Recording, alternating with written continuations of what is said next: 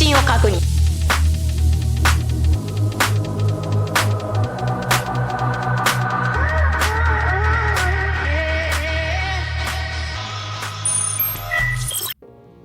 Hi guys, this is AC Gamer back with another video on Hero Cantare. So in today's video, what I'm going to be doing is going over the top 10 characters for PvP. Now we'll also be making a top 10 characters for PvE as well, but that video will be coming out at a later date. So the reason why I'm actually making this video is because I haven't made a tier list video for this for Hero Cantare in a while. So I wanted to make a tier list, but I feel like there was too many characters right now, and yeah, it's just better to go over your top 10 characters that are actually very good. So the reason why I wanted to separate PvE and PvP is because I've actually realized that, well, not actually realized, but there is a bunch of good characters, but only for PvP, and they're also good in PvE as well, but they shine in PvP. They're also good in PvE content. I don't think there is a hard PvE content where you can't really survive, but in this game there's actually quite a few good units in this game. So it's going to be very hard to actually come up with the top 10 PvP characters, but hopefully this is accurate for people who actually want to start being meta in PvP. So yeah, before I do that guys, don't forget to like the video, subscribe, stay tuned for more content on Hero Cantare. Let's get to 10k subscribers. At 10k subscribers I will be doing a giveaway, so definitely stay tuned for that. If you guys don't want to miss out on any future Hero Cantare video, make sure that post notification is on as well, so that you guys get notified when a new video goes out. So let's go ahead and start talking about the top 10 characters. As you can see, if you guys haven't seen my summoning video, I did manage to pull the new character, the dual Sujin Lee and Rax, which is a character I would actually talk about in this video as well, because they are going to be good in PvP. So with the top 10 characters, they're not in order, and I haven't ranked them as number 1 being the best and number 10 being very good but not as good as number 1. I haven't ranked it like that, so I'm just going to go with whatever order I feel is right. So first off, number 1 we have PKU. Like I said, not meaning she is the best PvP character, but yeah, we have PKU. The reason why I put her in this is because of her passive.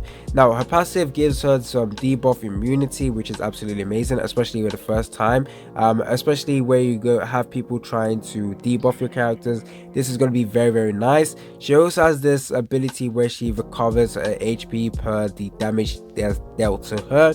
With a second chain, it isn't the best second chain, I'm not gonna lie, because the percentage for the taunt isn't too high, but a 60% taunt chance for this unit that's very tanky is definitely going to be very nice. So she is going to be surviving, she is going to be very meta in PvP. Now going over to number 2, I actually want to talk about the latest character to come out to the game, because they are very similar to PKU, and in fact they are better. So I put PKU at number 1, but like I said, not in order. But this unit over here, Sujin Lee and Rax, are very similar to PKU, and if you get them to 6-star, it's SS Sujin Lee and Rax versus an SS PKU, I believe is going to be better. The reason why I feel like it might be easier for people to use PKU is because you don't need to, it's easy to get the shards. With dual units, you can't actually buy the shards, you have to farm it. So if you guys are summoning right now and you can't get them to 6 stars, they are not going to be too good. Well, they are going to be good, but at 6 stars they become truly amazing in PvP.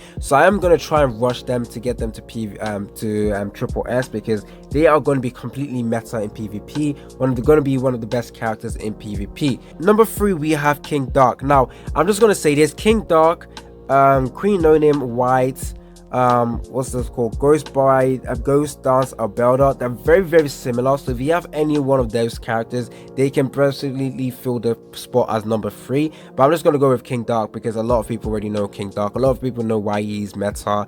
But yeah, because he has the taunt ability with his third chain. The third chain also does huge AoE damage. Second chain, absolute nuke ability, and his ability to be resurrected, the ability to be immune to damage for like a couple of turns is truly amazing. So I don't think I need to spend too much on King Dark, because a lot of us already know why that unit is amazing. So moving on to number 4, we have Do, Lime and Maskeni. Now with this unit, you have to get this character to 6 stars. Now if they are not at 6 stars, they are completely doo-doo in PvP. Once you get them to 6 stars, they are meta. I'm gonna say this right now. So if you have them 4 stars, 3 stars, 5 stars, don't bother using them. Once they get to 6 stars, then they shine, then they are very, very good, then they're worthy of this position. So yeah, that's why dual lime and Masqueni is there. The reason is, if you get them all the way to level 105, grants damage immunity for 1 turn when the turn starts, so activate 3 times. And she also has the ability, as you can see,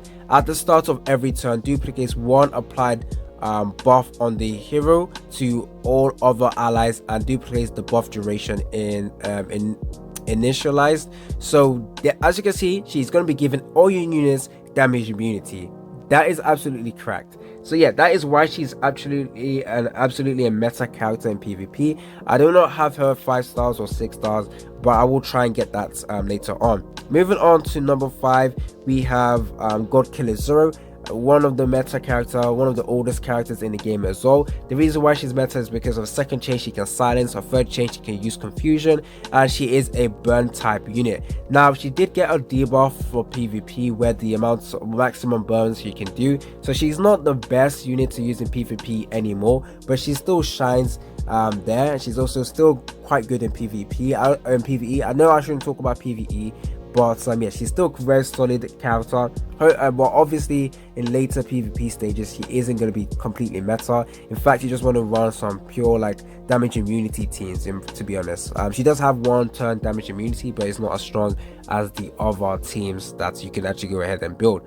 Moving on to the next character, which can completely ruin every damage immunity team, is the evil dragon heart eater. The reason why is this third chain over here. So during awaken status, inflicts passive seal to all opponents, and if you go over to the bottom over here, it says attack them with blah blah blah blah, and removes all buffs and extends all debuffs. So I believe damage immunity counts as a buff. So the moment he uses his third chain, any team that relies on damage immunity is absolutely getting shredded. And if you take into account his passive seal as well, absolutely meta character in PvP. Damage immunity should be running around being scared of his unit. So that is the main reason why this unit is there. Second chain as well removes all opponents' buff and attacks them for a certain percentage. Quite good as well. But yeah, you don't really use this character for damage, you use him for his debuffing ability. So yeah, solid character. Moving on to the next good PvP character, we have Pure Green Erin. She is the best, one of the best healers in the game. Yeah, that's all I have to say with her, to be honest. She heals her passive. When she dies, she completely heals her team for like 2 turns, which is absolutely meta as well.